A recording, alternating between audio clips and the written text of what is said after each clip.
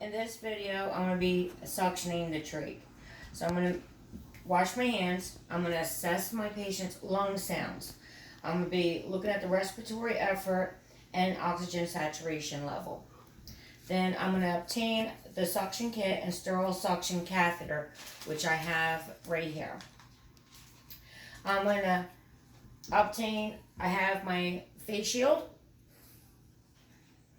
I'm going to obtain a flask of a sterile normal saline. And if there's a wall unit, I'm going to make sure I grab the suction machine. So I'm going to attach a suction canister to the wall outlet. And I am going to plug in the portable suction machine into the electric outlet, if that's what it calls for. I'm going to connect the suction tubing to the canister. And then I am going to turn on the suction machine, occlude the suctioning tubing till it starts bubbling to the desired amount. So the suction pressure should be 100 to 150 on an adult. And then on a child it is 100 to 120, and an infant it is 50 to 95 millimeters of mercury. Open the container of saline, pull the privacy curtain, and elevate my patient's head to about a Fowler's position. Then I'm going to pre-oxygenate with a bag for the client. I'm going to go over with the pre-oxygenation for the client. I am going to ventilate. I'm going to use the ventilation bag, and I'm going to do it for 1 to 2 minutes until the SpO2 is maintained at 95 to 100%. Open the suction kit container without contaminating the contents. So I'm going to turn it around. I'm going to open away from me. I'm going to move my basin.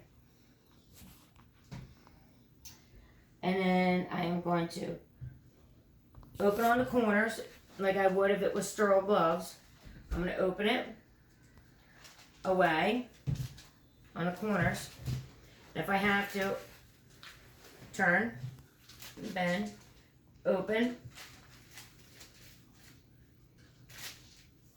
Ooh, I have to spin it. My gloves are on the other side. So now I am going to open this box without touching the inside. I'm going to open up my box. I'm going to put it right on the table. Now this is a clean area. I'm going to turn on my sterile gloves, picking up from the inside on my non-dominant hand first. Then with my non-dominant, I'm going to scoop with the other one with the 2 fingers, and I am going to place my dominant hand in.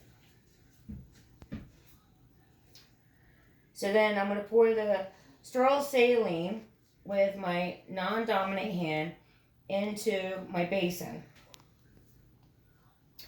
Then I am going to, so this is considered contaminated. So pick up the suction catheter with the sterile, which is my dominant hand. So I'm going to pick up the suction with my sterile hand, because this package is sterile and this is my non-dominant is non-sterile now.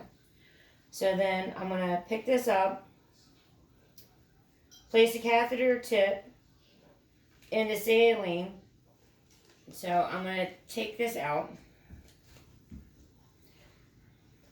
pull it out,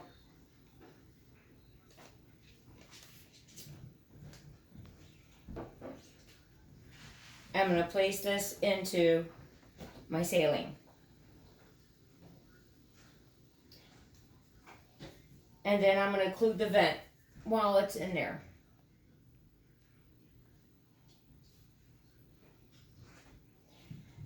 And then wait until the client takes a breath. Then I'm going to advance the tubing into the patient's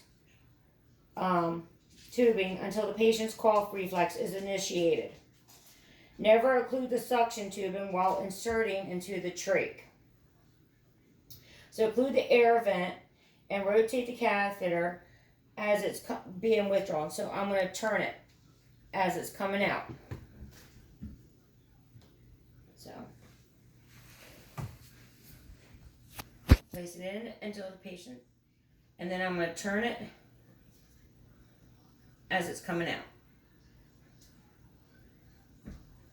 Then I'm going to occlude the air vent and rotate the catheter as it's withdrawn, no more than 15 seconds from the insertion and the removal of the catheter.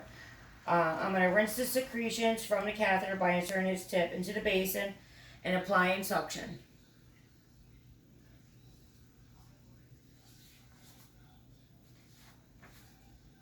Provide a period of rest while the client continues to breathe oxygen. Suction again if necessary. Then I am going to dispose of my supplies, and I'm going to remove the gloves, and I'm going to wash my hands and make sure that I document.